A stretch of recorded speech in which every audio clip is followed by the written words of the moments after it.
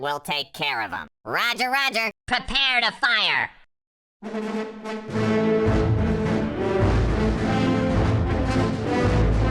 the fleet. Prepare for battle. Raise the shields. We'll be on our own.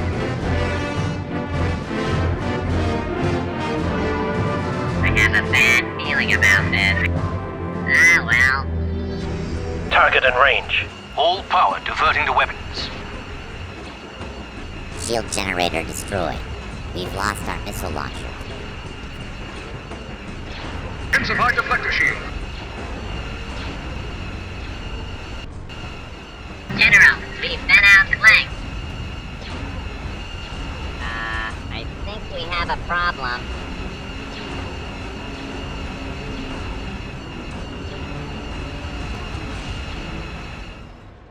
Hello everyone, my name's Jack and welcome back to Space Hoodies. It's a Monday, which means we're reviewing another creation from the Space Hoodies workshop. With me today I have a Star Wars Venator Star Destroyer. This is famously seen in Star Wars The Clone Wars, a little bit in Revenge of the Sith as well, and came to be known as the Imperial Venator Star Destroyer. This thing is awesome. It is recreated by Sauron 2012 from the workshop. You can check us out using the link below in the description. But let's get straight into it. Now this is an amazing creation simply because it runs really well in this world. I'm just going to paste my character in over here, so there we go. So if we go to F8, dun, and let's have a look around the ship for itself. So it's another perfect creation of a Venator. We've got lots of weapon hardpoints along it. We're making use of the Star Wars laser pack as well. I know quite a lot of you guys do like that mod, particularly because how much of a punch it packs, to be honest. You saw my little intro there, we shredded those banking clown frigates. But you can look all along here, we have tons of weapon hardpoints, which is awesome. We have the hangars as well. Now, their hangars actually work, and you can store fighters inside them. I will show you in a minute. So it's not as big as an actual Venator you would find in Star Wars, but it's a perfectly sized representation for Star Wars, or for Space Hoodies, should I say, which is amazing. We also have the heavy turbo laser cannons up here. These are very awesome. I think they're trying to blow something up around the world in a minute, but we'll look at that later. These do look awesome, and it is so movie accurate as well. Even though it's not a size accurate vessel, it is very movie accurate. We have the engines around here, obviously using the trick with the LCD panels to create the sort of fake look of the ion engines from Star Wars. They were really cool. The back of the Venator as well. I never understood what the back of the Venator served. There was something, I thought it was even an escape pod up here, or an attachment or something, but apparently the back of the Venator served something, I don't actually know. But more engines along here as well, feeling great set. I actually have a model of a Venator sat on a shelf, if I look above me right now in my own room, which is quite cool. More laser turrets over here. They are firing at something in the asteroids. I think those antennas they kind of shot and destroyed. Going around here, lots of design detail making use of the Great Sit and Blaster blocks, sort of brings these interior sections of the Venators alive, which is pretty cool.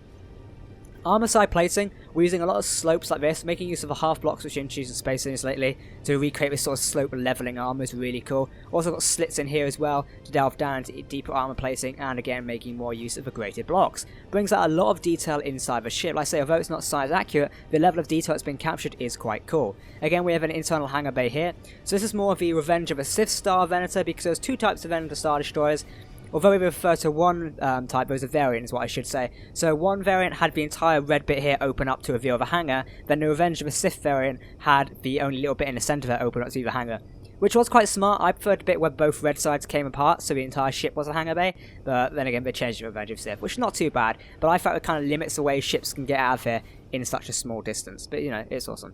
We should be able to fit a few perfect Blinky ships in here as well. I don't think you can launch much many big ships in here, but you could probably launch a Jedi Interceptor and an A-Wing and stuff like that. Obviously A-Wings would be present, but I'm using it for a size manifest. We go up here, we've got a Venator's iconic bridge here, so one's obviously the helm and everything else for command of a starship, the other is starfighter control. I did like that concept on the bridge. However, when I come to design starships, I like one centralized location for the bridge, more of like a CIC area. Then again, we do have other bridge locations here, and I think there's one deeper down in the ship as well. Because the Venator did essentially have three bridges. It had one in the middle, like directly in the middle, as I point to right here, then two up here, which made more sense, because one of those got took out, it was kind of like, oh, that's it, game over. But I did like the idea of having that as starfighter control, which is quite awesome. On the end of the side of the ship, we have not very much detailing, but we do have loads of sloped armor placings to create that shape of the Venator. We do have the other hangar bay up here as well. This is where your sort of Republic cruiser or blockade runner would dock and then offload supplies. We saw that in a mission where the hyperdrive went wrong and they crashed. It was docked inside there, which is really cool. More detailing up here as well. In episode 3 they had a cannon in here, didn't they? They laid down a giant big cannon. I think that's meant to be it there, where they shot things down, which is really cool. So if we go inside the hangar now, we can actually take a look around. So flying in here, we can use blast door blocks. Actually, can we open them? Let's give it a shot. Let's drop my character in here and press a button. Ta-da! See, the sim speed moves really well this world. Ta-da! And you can imagine the ships flying in and out here. If I find a model of like a Clone Wars ship later, I'll try fly one in and out. There we go. Ta-da! I really want to use this ship in a battle for Star Wars, so if you guys would like to see the Venator in a battle, maybe we should do a Venator versus that munificent frigate I showed at the start there and have like crews man them each. If you guys want to see the ship in the middle of a battle, maybe on Friday or something, let me know down below in the comments. I'll be really interested to see what you guys, and like the video as well. So yeah, let me know if you want to see a battle, it'd be really cool. Obviously we've got the downside hangar here, or the underside hangar. I think we can open this one by pressing this button. Ta-da! There we go. So one thing to note is before you spawn the ship, you are meant to have engine damage off, because it will burn through some armor, which is alright. It's disappointing in a way, but then again, to create these sort of really good looking ships, you have to have thrust damage off. These bits here, they unlock and lock your fighters in place, which is a really cool idea, to have them locked in place. I'll also just fly around everywhere, to be honest. Then again, connectors would be nice. We've got sort of a clone training bit up here, like a seat thing and medical bay. This should be the control for that one up there. There we go. So now we can open this section up here. There we go, bit of sunlight going through. Oh, that's nice. Also have these little slits in here, the passageways, but it's a really cool addition. Excuse me. So if we go to the back of a ship now, we can go and visit another sector. Let's press this button. I do like the idea of using blast door blocks to close everything off. I now use blast door blocks a lot more in my builds, almost as a blast door, essentially. So a bit when, you know, in Star Wars when things blow up, the blast doors come down, or any sci-fi really. They have in Battlestar as well, like sections seal off of blast doors. I really like having that. We've got 3 cryopods at the back there, very nice addition to the ship. If you've got crew on board. So the survivability factor is this can be used a lot in spaces, which is quite cool. We also have a refinery and assembler that is spelled in a different language, just if anyone is rushing to correct it. So this ship can be made to survive with in spaces. Look, we can put our stuff in here, pretty cool. Which is nice and cool. I'd love to do a survival of this ship, it would be quite funny. I think up here we've got, there you go, here's our bridge up here, which is quite cool. Very nice. How do I get upstairs? Is it this one here? This should take us to, yeah, this takes us to bridge 1, isn't it? Or 2. Ta-da! Ooh, there we go. So this is the first bridge we got up here. These are controls. I think this is more Starfighter control. I can't remember which is which. I think, no, this one on the right is the command bridge. Then on the left over there is Starfighter control. But you can see it's pretty simple. You've got your basic lights up here. You've got your LCD screens. You've got loads of stuff. It's, like I say, it's relatively simple. Nothing too rocket science. The ship is nice and simple, which is good at the end of the day, because when it comes to spaces, you don't want things too overly complex sometimes. Don't forget, most of this is built with vanilla blocks as well, meaning this entire ship is vanilla apart from the Star Wars weapons. So the only 2 things that aren't vanilla is the Star Wars weapons, and I think the Tracer mod pack that came with it. Ooh, there we go. We come down here. I won't show you the other bridge there, because like I say, it's identically the same. I'll show it to you anyway, because then we get the point across. It is near identical. So if we go up here, ta-da! Look at that. Near identical. Pretty cool. Now this ship does not have shields, however you can probably equip it with shields yourself. Obviously if you're a fan of Star Wars Universe, you know Venator's had shields. So like I say, you can probably equip them yourself and you'd be happy and fine, but that's just one thing to note. We'll walk back down here again, we'll return to the hangar bay and see if we can find a size ship to actually launch and dock in here. Okay, so I couldn't really find a Clone Wars ship I had on there because my blueprints aren't loading a minute, but I found a Y-Wing, which doesn't quite fit these because Blinky's ships are size accurate, so you can sort of just imagine this Y-Wing fitting inside things here. But I suppose you could probably launch it from here. Let's give it a try, see if we can actually launch it from the hangar bay. So if we bring her forward, because don't forget, these Y-Wings by Perfect Blinky, if you want to get this, I posted a review on the workshop. But you can kind of imagine, if this wasn't size accurate, you could probably launch it. There we go. Oh god, I'm being shot at. Uh-oh.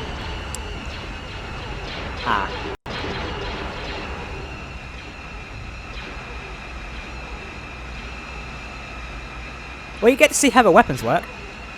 I wonder if we can spawn in that munificent frigate. So you can kind of get to grips with how well the weaponry on this ship is. The Star Wars weapons have always been known to be mega OP, and I love playing with the mod pack. Let's see if we can just drop a ship in here. So this is obviously the Banking Clan frigate from Star Wars. If we drop this here, I wonder if it will fire at it.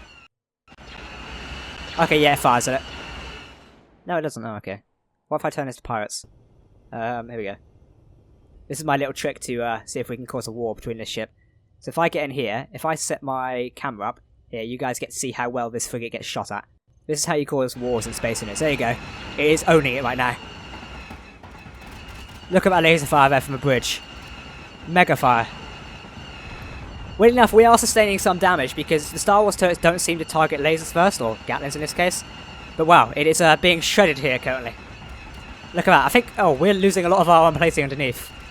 Surprisingly, none of the lasers have hit the bridge yet. Oh dear, that's an explosion. Commander, oh god, I'm being shot at. Oh, the window just went. Okay, the whole bridge is gone. Never mind.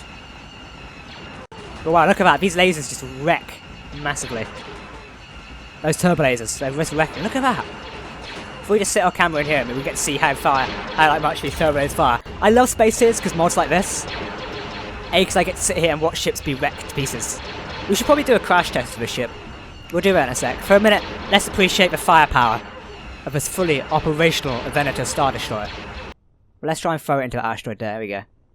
Full speed. Straight into the asteroid. Oh wow. I mean, it survived a bit. It is a very heavy armoured ship, but you kind of get the gist there.